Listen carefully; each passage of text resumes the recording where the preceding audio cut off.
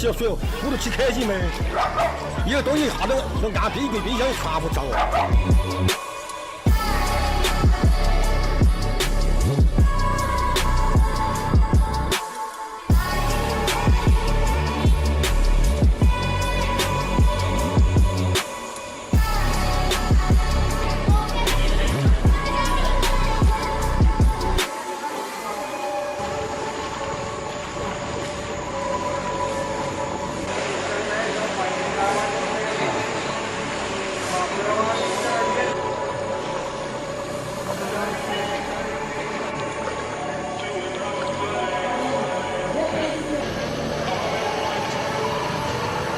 Human and animal alike are affected by floods, and at a time the animals are forgotten.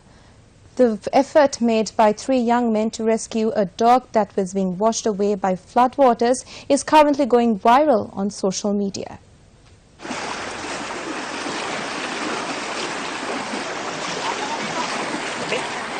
In the footage, the youth can be seen forming a human chain to rescue the dog from being washed away. According to these youth, if the dog was not rescued, it would have drowned in the Pansaloya located close by.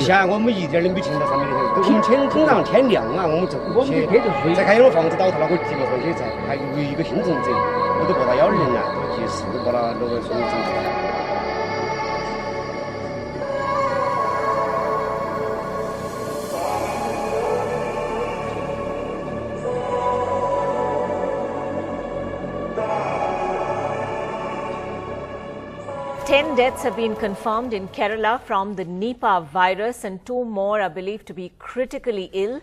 According to the state government, the home of a father in which 2 brothers and another woman died has been identified as the epicenter of the Nipah infection, and those who have died are mainly from Kozhikode and Malappuram. 8 have died in Kozhikode alone.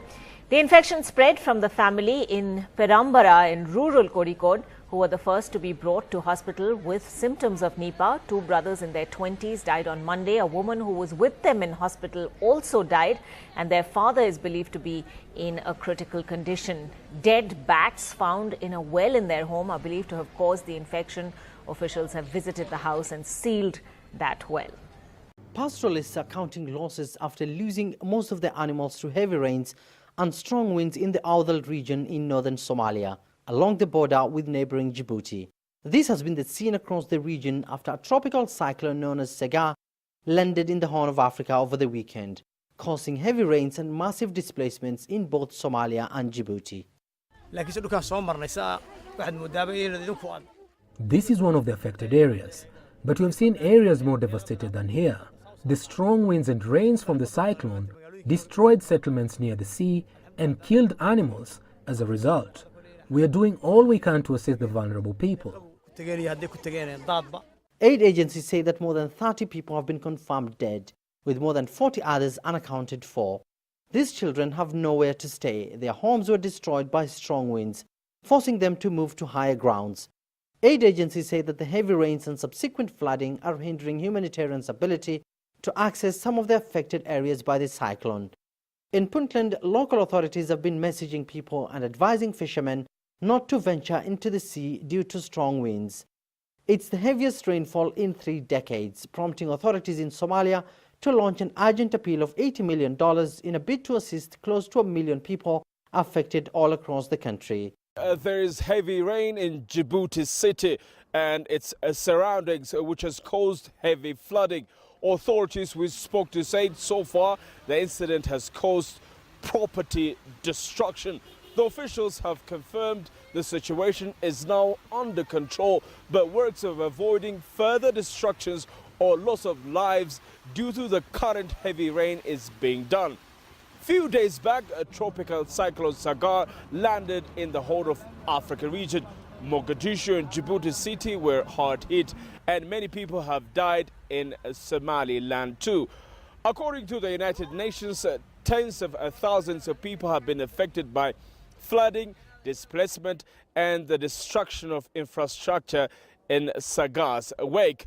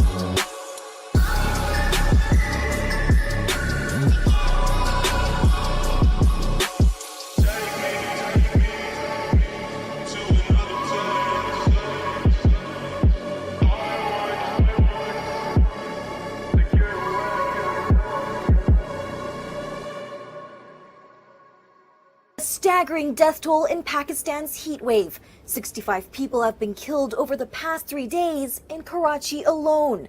That's according to a social welfare organization on Tuesday, which says there are fears more could die as the intense heat continues. Yesterday, the temperature in Karachi reached 44 degrees Celsius, 101 degrees Fahrenheit. We think it will remain about the same today. The heat wave has become a deadly mix with power outages and the holy month of Ramadan, when most Muslims don't eat or drink during the day.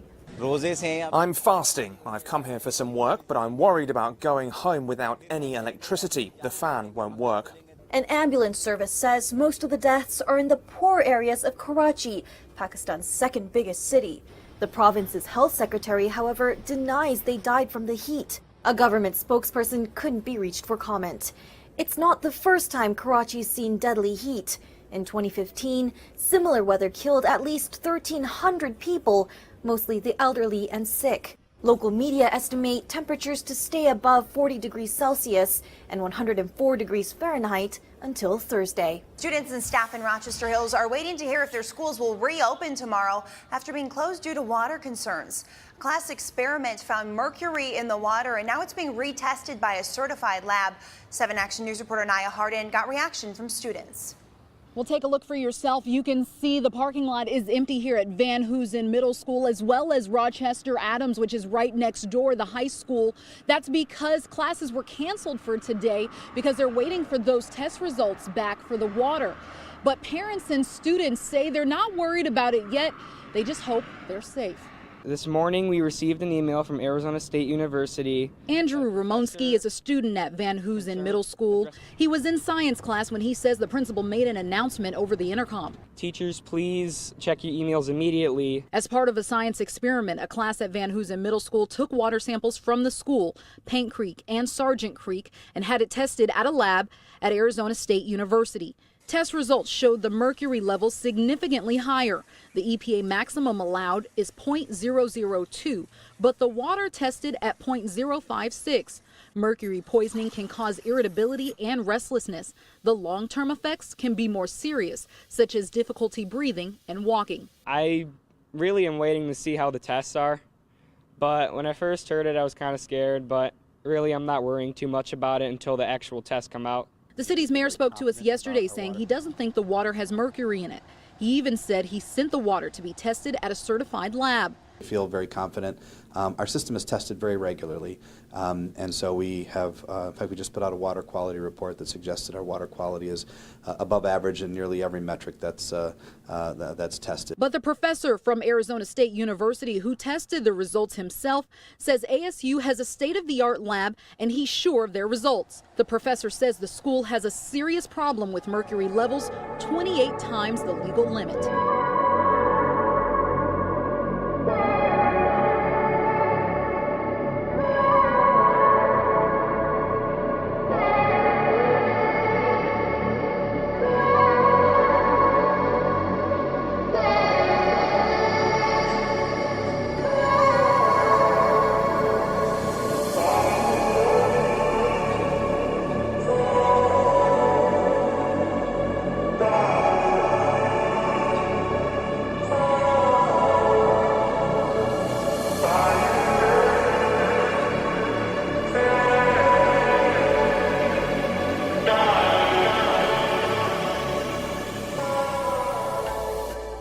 On Monday, molten lava from the erupting Kilauea volcano on Hawaii's Big Island crept into a geothermal power plant site as workers rushed to shut down the facility to prevent the uncontrollable release of toxic gases.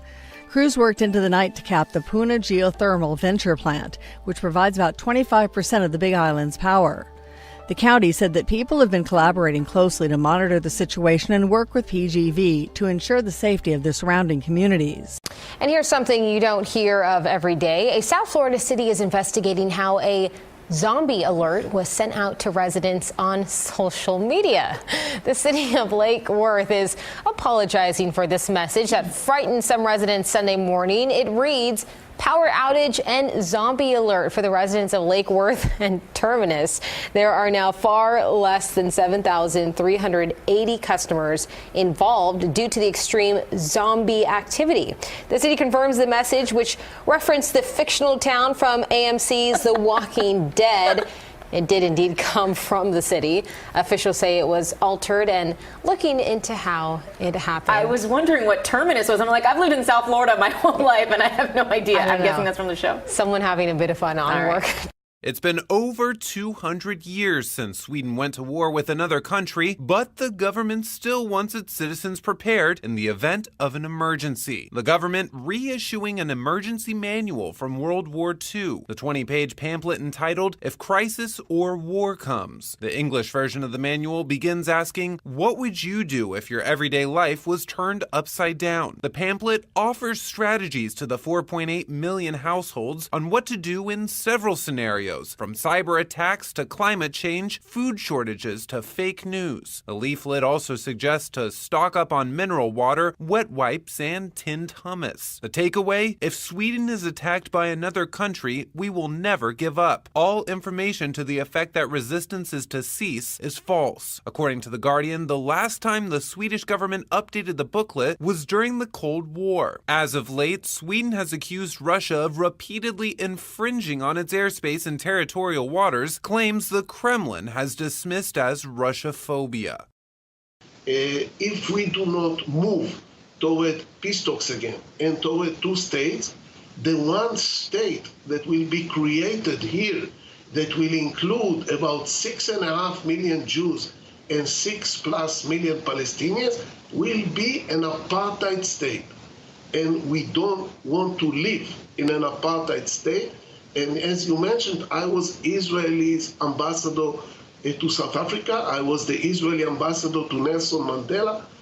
I was in South Africa before Nelson Mandela came to power. I know what apartheid is. It's horrible. We don't want an apartheid regime here. So the struggle is to save Israel from this possible and probable apartheid situation.